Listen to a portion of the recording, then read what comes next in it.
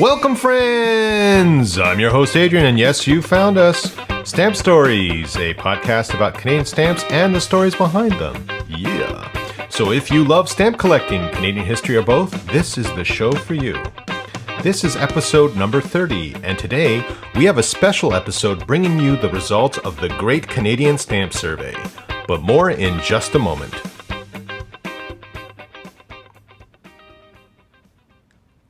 Hello, friends. Thanks for joining us. Today, I'm so excited to finally share the results of the Great Canadian Stamp Survey. There is so much goodness in this survey, but we know some of you may choose to jump around things, and we wanted to make sure that it was really easy for you to go to the things that you care about. So if you want, you can jump to sections on the various questions that were in the survey. We'll also add images where appropriate so you can kind of see the things that we're looking at as well. It's really easy to jump around. I'm going to talk specifically about the Apple Podcast app, but every app should have something similar. So when you're playing this, if you scroll up, there will be chapter markers and you can just jump to the questions. I'll make sure that they're marked very clearly, and then you can just kind of jump right into the bits that you want to know about.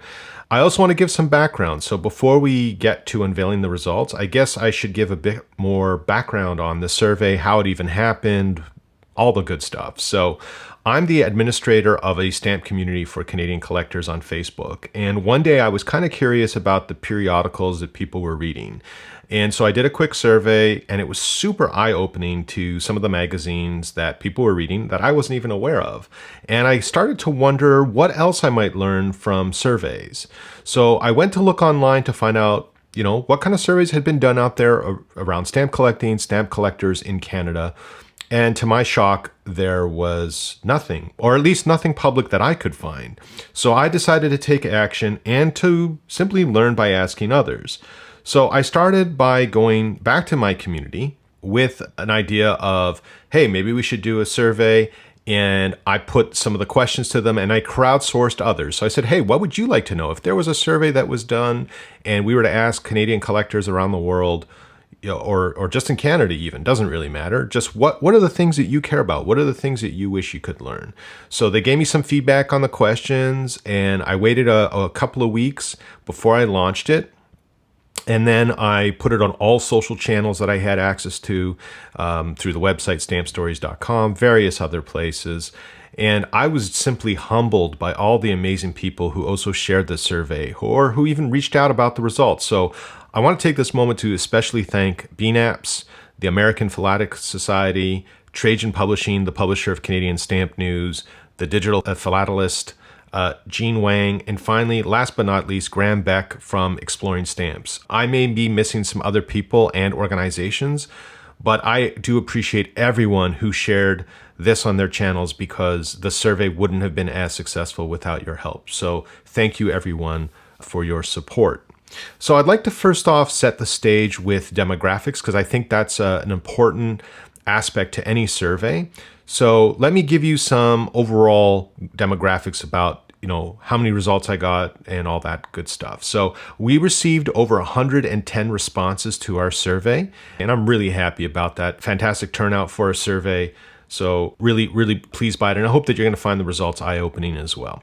So first off, unsurprisingly, we saw that 81% of the respondents live in Canada. So 81.82 of the respondents to the survey were located in Canada, followed by 7.27% located in the United States and 3.64% located in the United Kingdom. Not really a surprise that the majority of the people filling in the survey were Canadian on a Canadian collector survey.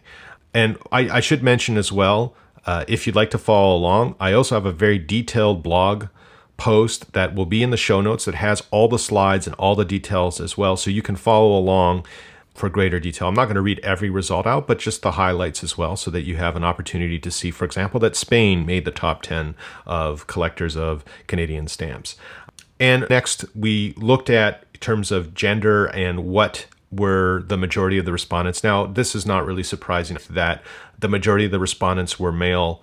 Actually, over 89% of the people that did the survey were male. Now, I tried my best to reach out to as many female collectors as I could to get their perspectives, but it's undeniably looking at most, stamp club memberships and show attendance that men make up the majority of the quote-unquote organized hobby. And I also took a look at my own Facebook stats for the community that I run, and it also just skews towards the male gender. 78% of the members of my stamp community are male, while only 22% are female. And the majority, of course, are older as well. But we'll get into that in a moment. But simply to say, there is a lot more work to do to make females feel more included. And I would like to do this in future surveys and find out ways to encourage more female participation. Unsurprisingly as well, just as we see in the community that I'm running, and as I told you before, it ages a little older. So the largest cohort in our survey are those aged 55 to 64, 65 to 74, and 75 and older. So 55 to 64 is 35.24%, 65 to 74 is 31.43%, and 75 and over is 13.33%.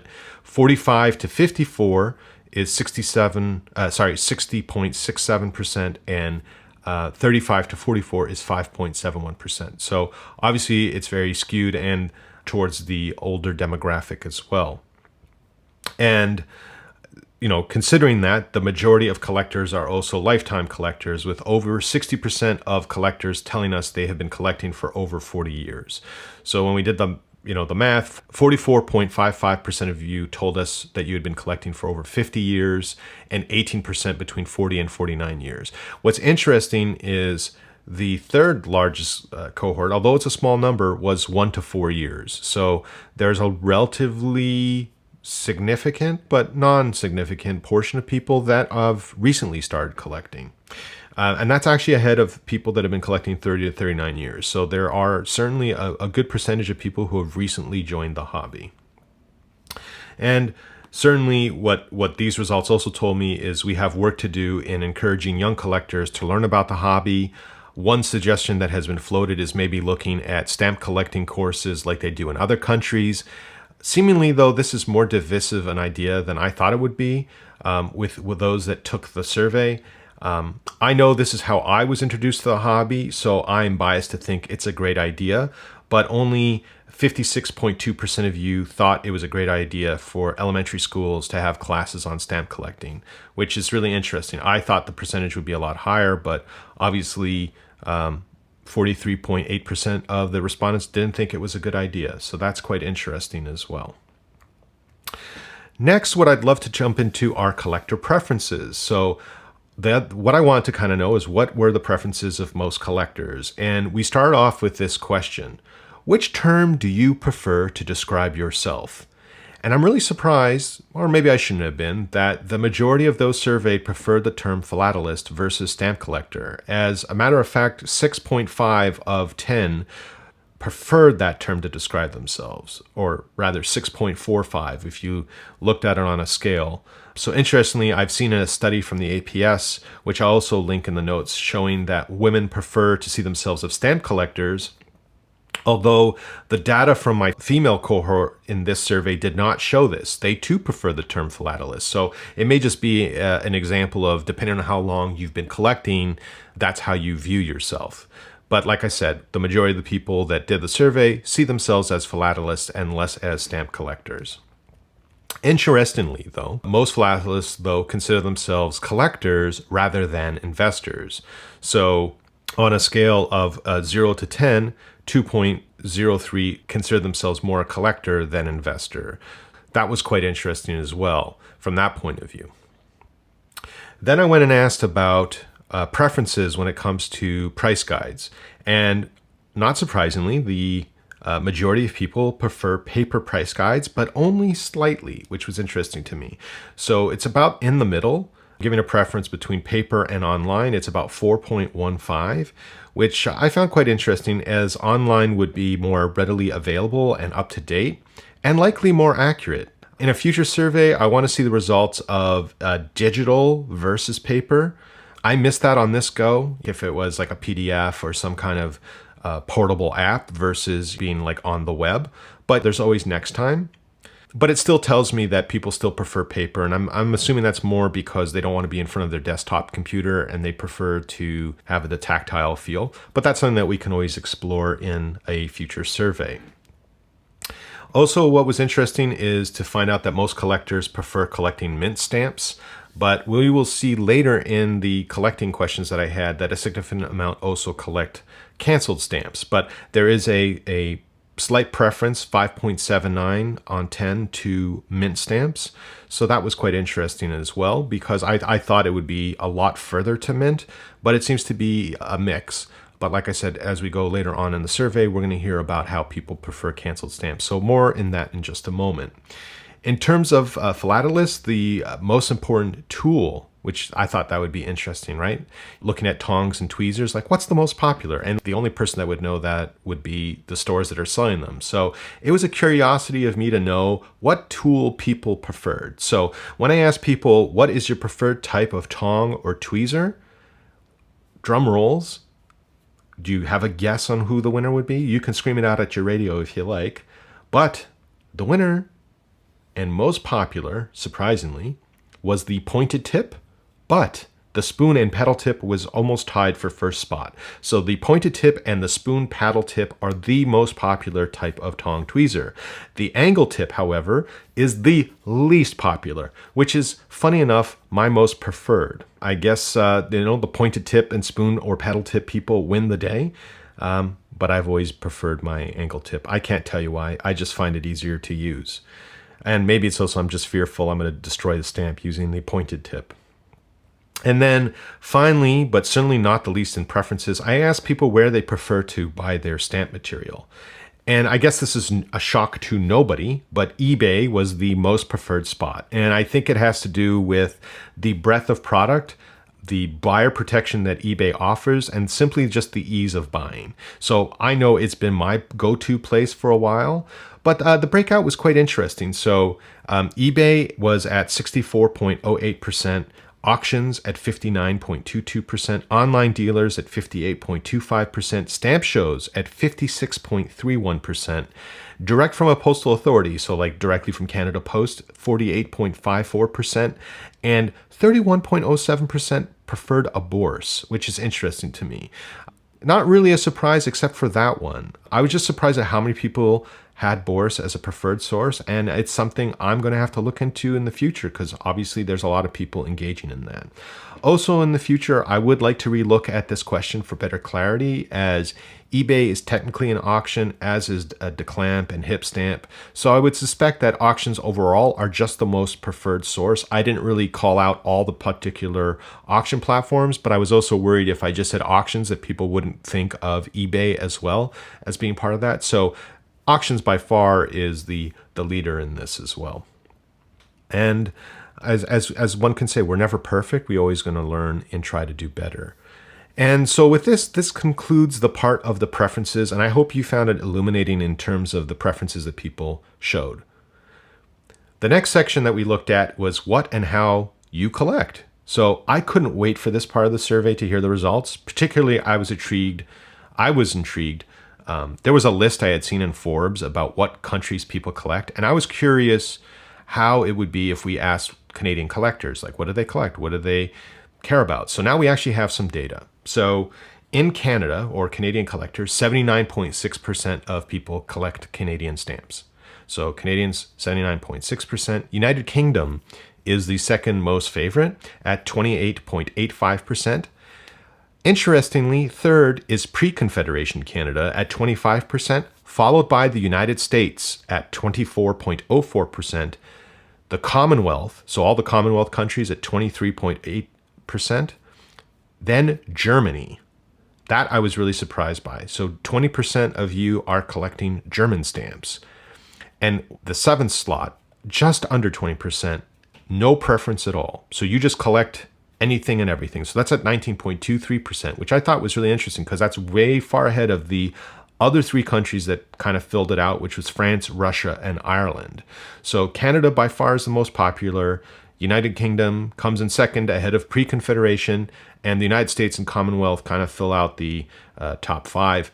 And Germany, like I said, has that strong showing.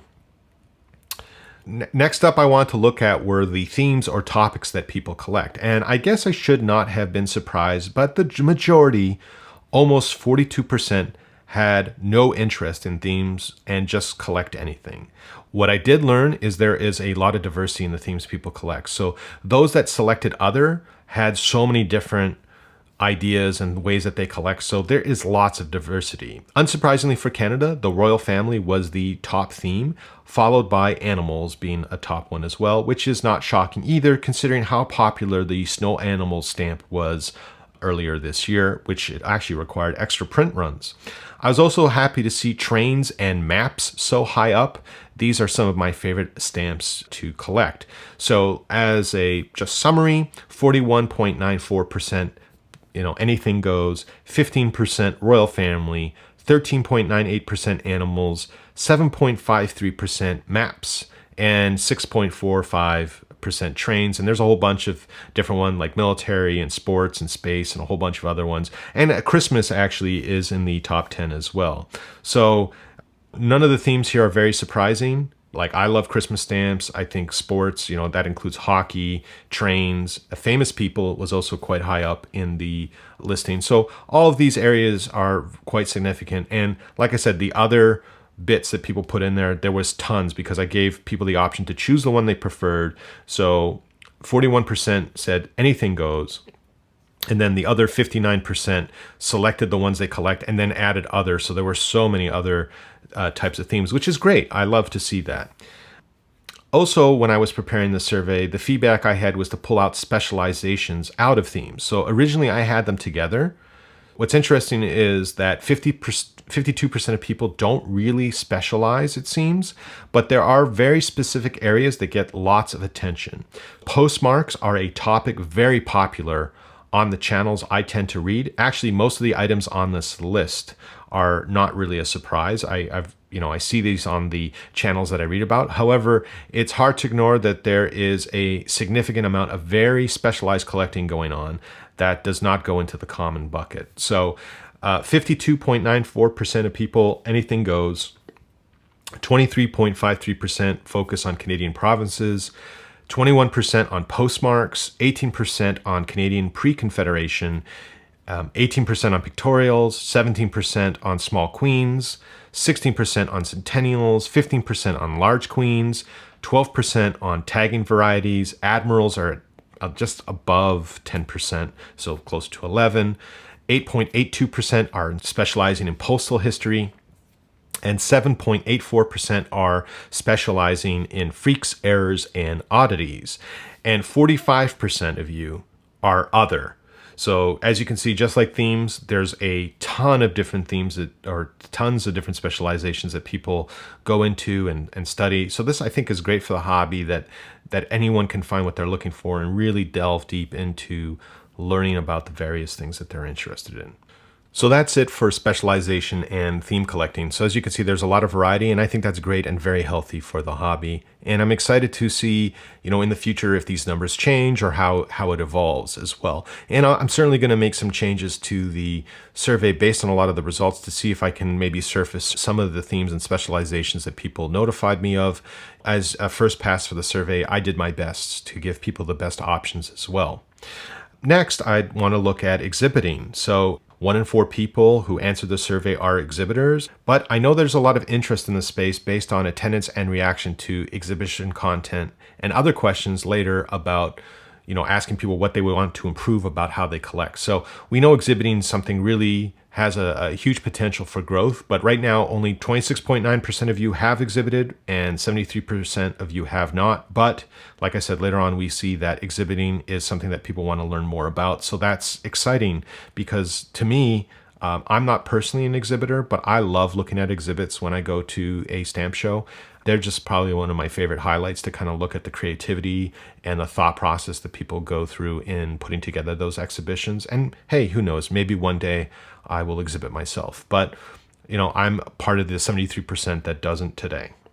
Up next in the survey, we then looked at how people collect, like the nitty-gritty. How do we get down to like what people are actually doing when they're collecting? So some of the results were really surprising and some were not. For example, knowing that most people had mentioned they preferred mint stamps, I wasn't surprised to see that majority of people do not use stamp hinges. 60.9% of you do not use stamp hinges, while 39.1% of you do. I'm actually surprised that the stamp hinge number was as high as it was, which leads me to believe this is just, people that have been collecting forever and it's just something that they've gotten used to.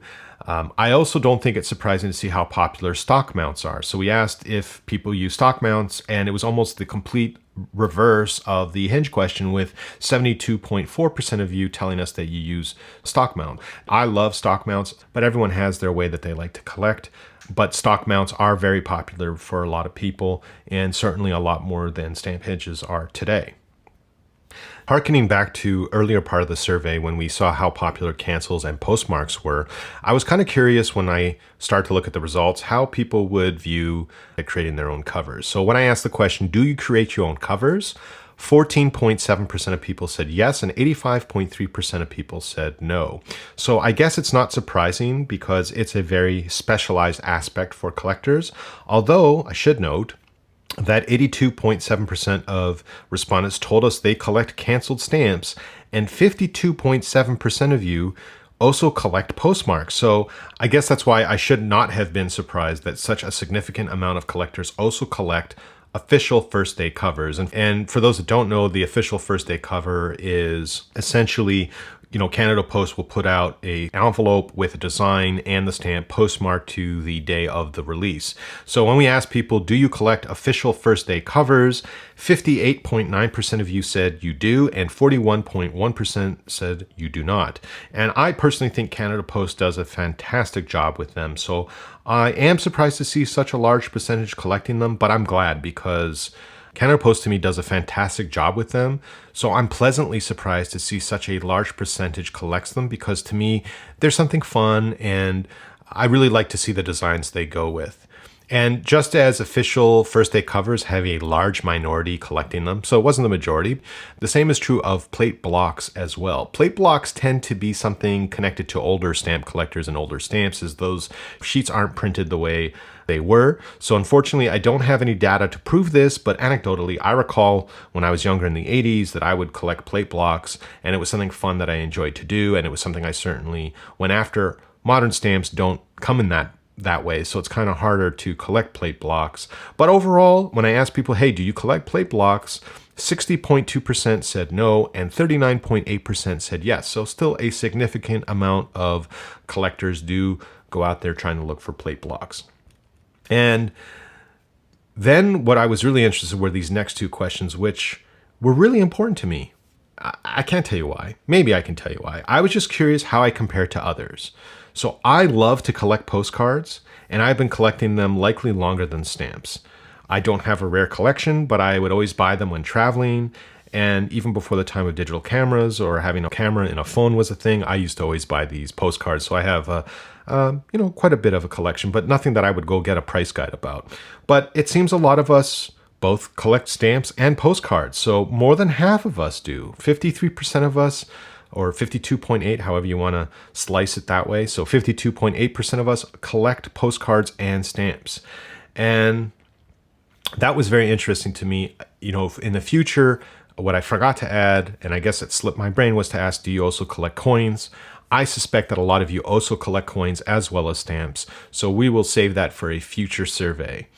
Then the next question, which I waited with bated breath, was about souvenir sheets. I love to collect souvenir sheets, but I feel Canada Post does not release enough of them. And I was a little disheartened, I won't lie, when I heard an AMA with Jim Phillips recently with the Canadian Stamp News, when he said it was a bit of a divided point of view on souvenir sheets with collectors. But it seems I'm not alone in my love of them. Actually, a full 67%, or 66.7% to be exact, collect souvenir sheets. So I'm glad to see such a high number love them. And I hope this encourages more souvenir sheets in the future. I just love how Canada Post does them and extends the design, and it's, to me, one of my favorite things to collect. So that kind of ends a bit of, preferences and things that people are collecting. I want to change speeds now and look at something a little bit more specific, which was actually certification and expertization of stamps. Here's what we found out. 36.4% of you told us that you owned a certified stamp. Yet, only 20.2% told us you had paid to have stamps certified yourself. So this led me to having a question: would you only trust certified stamps when buying a rare stamp? Which I had to quickly repivot after sharing results, as people pointed out I did not define rare. So I was able to get this in very quickly and was able to reword the question to ask, would you only trust certified stamps when buying a rare over $250 stamp? So the answer is 49.5% of you said no, and 50.5% of you said yes. This conversation with the community of this result was a hot topic. At first, I really misinterpreted this to mean people did not trust certification, but after some good discussions, I think we should read this more as people willing to take a risk.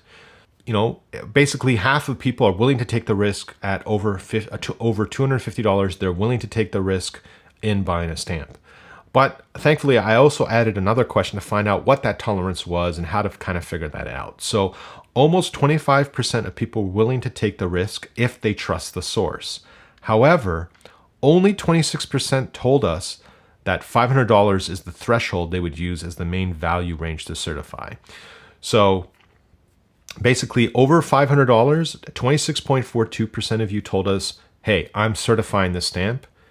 I need to certify the stamp at over $500. But a significant portion of us told us that if you trust your source, that's 24.53% of you said you would not be interested in certified at all. And then 16%, just shy of 17% said they're not sure. And 13.21% said value is not a consideration, but rather quality, scarcity, or rarity. So that's kind of an interesting aspect. In total, if you look at it, we're still a pretty significant portion of people want to have stamps certified, but there is also a very large percentage of people who are just willing to risk it if they trust the source or it's low value.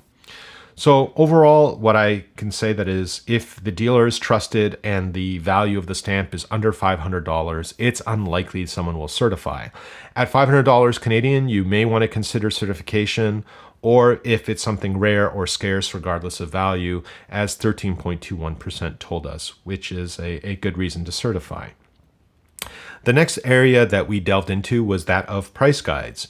Yes, we know the majority of people do not consider themselves as investors, but it seems many of you still want a price guide. And as a matter of fact, 86.2% of you told us that you own a price guide.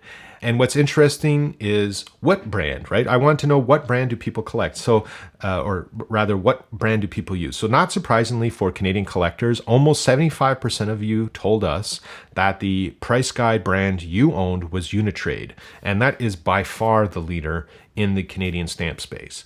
53% of you told us that you own a Scott catalog. 25% of you own a Stanley Gibbons catalog. The top 5 is rounded out by Michel at 15.63% and Yver at 3%. And then for other, about 10% have other brands, various other brands of price guides. Also in the list of questions, I was also curious to know what was the schedule people had when buying their price guides. Like, do they buy them every year? Do they buy them every 5 years? How does that work?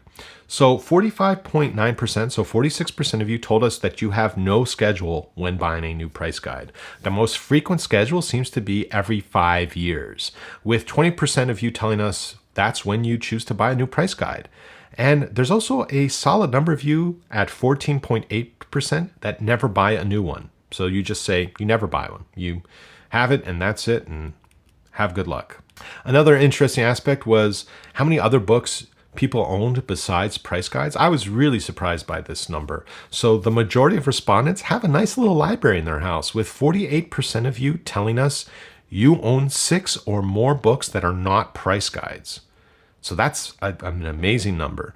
At the same time, 19.8% told us you own no books outside your price guide, and 16% of you only own 1 to 2. So if I'm honest, I only own one non-price price guide book, which is the fantastic book by Charles Verge on the Seaway invert stamp. I love that book. But I guess in the future, I'd love to ask people what are the books they own, or what are the books I should check out at the library.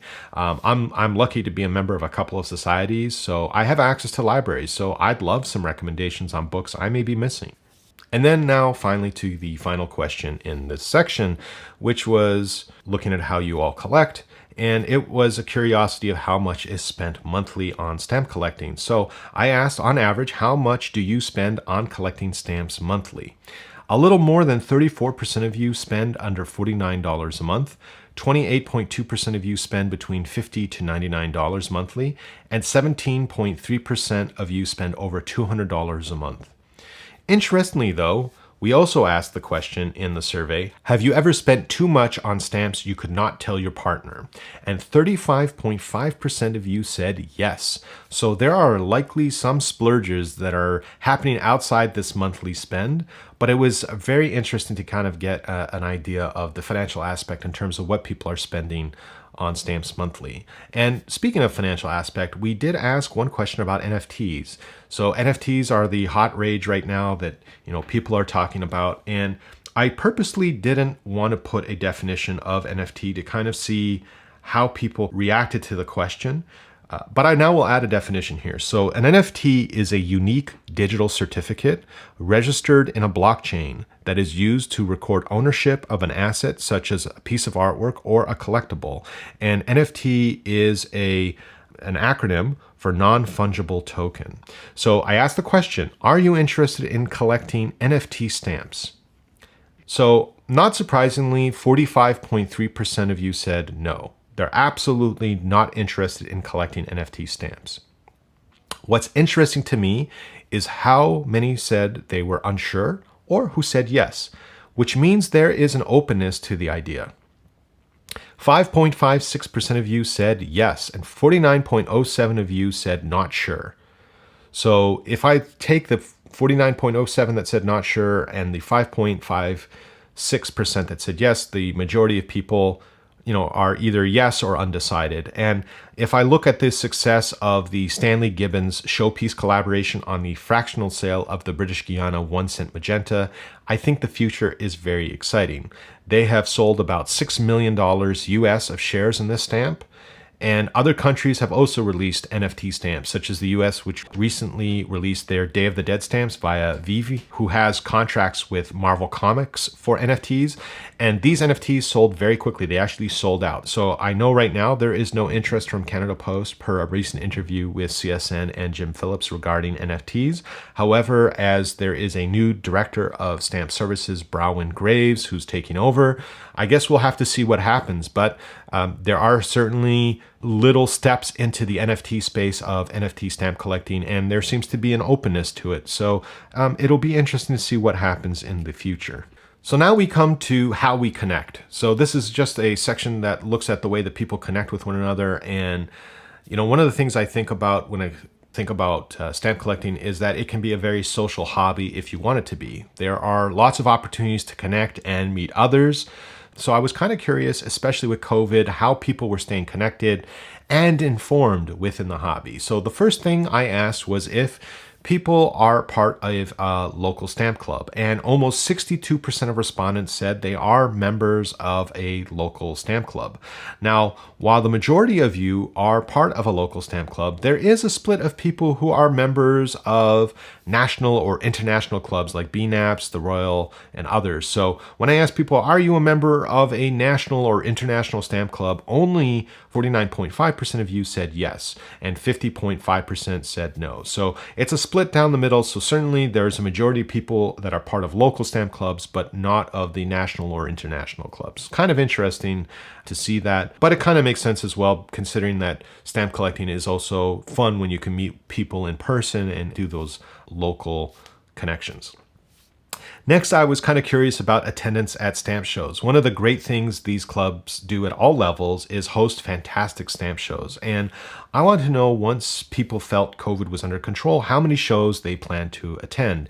And on average, most people will attend about 2 shows. So that comes out to about 1.97 if you average it out. We also learned that most people want to stay local with their shows. So only 26% of people attending shows out of their own province, and only 19.4% out of their current country. So in many ways, these stamp shows are mostly a local affair. I'm not really surprised, though. I don't think most people are. I'm actually surprised at how high the number it was of people that go out of province and out of country for shows. So, that's something really interesting and intriguing, and certainly something that maybe once COVID restrictions come down a bit, we'll probably see the number go up slightly. So in many ways, the stamp shows are still mostly a local affair, although I'm really surprised and happy to see that there are so many people that go out of province and out of country to do stamp shows. And, maybe it's something I need to explore myself in the future. So considering how social stamp collecting is, I really was also interested to know, how do people prefer to connect online with other stamp collectors? It's really interesting, especially in a time of COVID. What are the key ways that people connect in the hobby? Even with COVID, 27.5% told me that they prefer in-person only. So more than a quarter of people, 27.5%, prefer meeting in person. However, Facebook groups and Zoom rank very high right now, which, let's be honest, I suspect, and I think most of us suspect, is due to the impact of COVID. So 24 months ago, I'm sure if I had done the survey, this would have been a totally different result, because I'm not even sure most people in the hobby were even aware of Zoom as a software. They have now taken to it as one of the top important channels for connections. So 38.5% of you told me Facebook groups, 28.6% of you told me Zoom, and 27.5% told me that they prefer in person. It's obviously very important that there are various other ways for people to connect. So they're using Facebook Messenger, forums, and virtual events, forums, and Facebook Messenger kind of round out the important channels that people use to stay connected. And then overall, to round it out after in-person events, is virtual events, Facebook Messenger, and forums round out the other important channels that people use to stay connected. And also, another aspect of connection too, I wanted to see or examine how people use different channels to stay up to date with the hobby. So I was curious to look at the channels that people prefer to get their news and stay up to date on the latest goings on. So there was one clear winner, which was social media at almost 60%. Although, as a community builder, seeing fellow stamp collectors so high up made me feel so good, with almost 42% of you choosing that as an option. Overall, there was a good mix of different channels across the board after social, and more about that in a moment, because I'm sure you're curious about the best channels to head to. So, social media is at 59.2%, fellow stamp collectors at 41.7%, Stamp Club, newsletters, dedicated websites, and all that kind of fill out the bit. So it's really spread out. It seems that a lot of people are using many different ways to stay connected, but social media by far at almost 60% is the main place to know. And before we move on, I just want to say how happy I saw in the survey that almost 10% of you found podcasts so helpful in staying up to date. That makes me feel so good. So, hey, thank you for listening and being here. It just makes me feel good that I spend time working on things like this, and that you find it valuable to stay up to date with the industry and what's going on. Then finally, one other thought. I was really surprised at how low magazines were on the list, because it has always been an important source for me to stay up to date, probably more than any other channel. And I guess it was really a surprise for me, because honestly, the survey began with a question asking about what magazines people read that led to this larger survey. So it's actually why I went back to ask the greater public about what are their top magazine sources to get news related to stamps. And the number one by far is the Canada Post Details magazine. 54.44% of you said the Canada Post Details magazine is your source for staying up to date with the hobby. Then the Canadian Philatelist and the Canadian Stamp News tied at 40%. So that's the Royal Philatelic Society of Canada Magazine, the Canadian Philatelist, and then Canadian Stamp News, also known as CSN, is also a top one. Then really quickly behind it is BNAP's Topics at 37.78%, and then the American Philatelist at 31.11%, which is put out by the American Philatelic Society. It's also rounded out by the Postal Historical Society Journal at 26.67%, and Lynn's Stamp News at 20%. Stanley Gibbons is only at 12% in this list, but obviously the clear winner is the Canada Post Details magazine, which I don't think is surprising considering that it's free and a really great source of information. Certainly, the traditional print online media magazines are where many of us used to go for our channels, but as we saw before, it's clear that social media is now a primary source. So I wanted to consider what are those primary channels that your fellow stamp collectors are hanging out in, as they say. And I think that's really important for you to know because companies and media will be focused on those areas to share news. So if you're not currently on one of these social networks, maybe that's something that you want to examine. So we have the answers for you. So we asked people, what are your preferred social channels to get stamp news and content? By far and away, the number one channel that people prefer to get their news about stamps is Facebook. 55.21% of you told us Facebook was your preferred social channel to get stamp news and content. What shocked me was how high YouTube was. YouTube is 32.29% of respondents. It's the number 2 most popular place to get stamp news and content, which means I really need to do some work on my YouTube channel because I haven't in a very long time. So YouTube is a place where people like to get their stamp news and content. The third spot is Twitter at 19.79%, so almost 20% of you prefer Twitter. And then we're rounded out by Reddit and Instagram. I was really surprised, honestly, that Instagram was so low in the list, considering that stamps are such a visual medium. I thought it would be a lot higher up there. I don't know if that skews demographically. There wasn't enough conclusive data to really tell me if it was based on age that certain areas are preferred. But I have noticed that Instagram has been very popular for me personally. So I guess in summary, the 3 channels that stand above the rest are Facebook, YouTube, and Twitter. And I guess this isn't really surprising based on the demographics we know about these channels. For example, senior citizens in the US are the fastest growing group of Facebook users, and younger users are on Instagram and Reddit. So considering that this survey skewed a bit older, I'm not surprised the number is a bit low. We did ask about other channels like Snapchat and TikTok, and they did not register 1 vote at all. So either that's because there is no stamp content or people just don't think to look there. It was really eye-opening to me, though, to ensure that I spend a bit more time on our YouTube channel because I had not been focused on it at all. And obviously, there's a significant amount of you that use that as a channel and source of information. It's also eye-opening to me too, so I don't waste my time on channels that people aren't looking at. So I had considered, for example, doing some stuff on TikTok. I'm not going to waste my time because I don't think anyone would actually pay attention to that. And so we come to some of the final questions in the survey. So to end the survey, I had 2 free-form areas for people to write whatever they wanted. So what I did is I used a tag cloud software called TagCrowd, and I was able to glean some interesting insights into you, my fellow collectors. And as I mentioned earlier, while exhibiting is not done by the majority of you, it was the top thing that people wanted to improve about the way they currently practice their hobby. In exact order, actually, this is what people want to improve. Exhibiting is number 1, clearly. Then it was to increase their general knowledge of stamps. Third was access to background, ability to research on stamps. Number 4 was having an ability of better organization of their stamp collection. And number 5, which is no surprise to anyone in the world, that they wish they had more time or more money for stamp collecting. I know I'm certainly in that bucket for sure.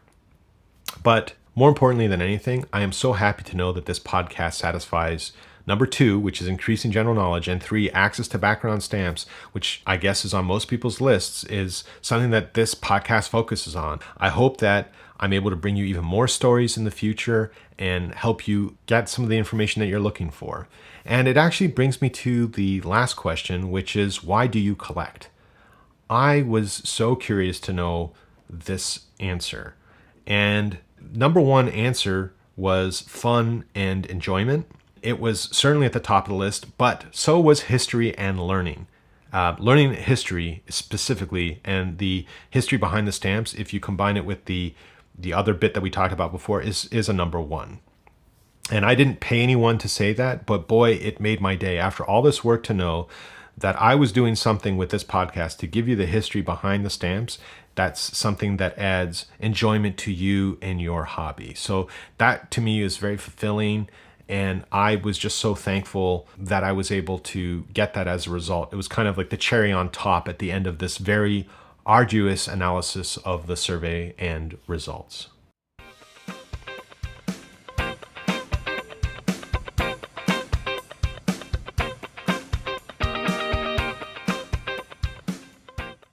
So that's it for the 30th episode. Thank you so much for spending time with me. I hope you found these results as interesting as I did. I hope to make this survey an annual tradition. I have some ideas to make things better, and I also appreciate any constructive feedback to make sure it is as well. You can drop me an email at feedback@stampstories.ca. Certainly looking for new questions, new ways to construct it. I'm certainly open to any ideas. It's really important to me that we do this survey on an annual basis and see what we learn about each other, fellow collectors, and see if there are trends and things that we can look forward to.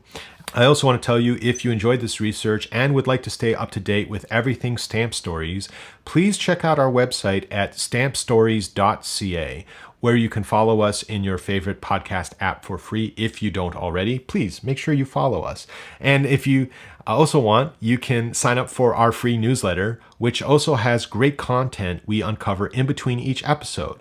Now, if you're more into social media, as a lot of you have told us, you can follow us on our accounts on Twitter, Facebook, or Instagram. It's Stamp Stories CA, all one word. Choose the best way you like to stay up to date with our projects, our mission, and our podcast so you don't miss out. I also appreciate you, the listener, for being here and sharing this podcast with fellow collectors. I hope you had as much fun as me listening to this as I did putting it together. Finally, thanks everyone who filled in the survey and made this episode possible. I couldn't have done it without you. I hope you'll join us again for our next show. So stay safe and happy collecting.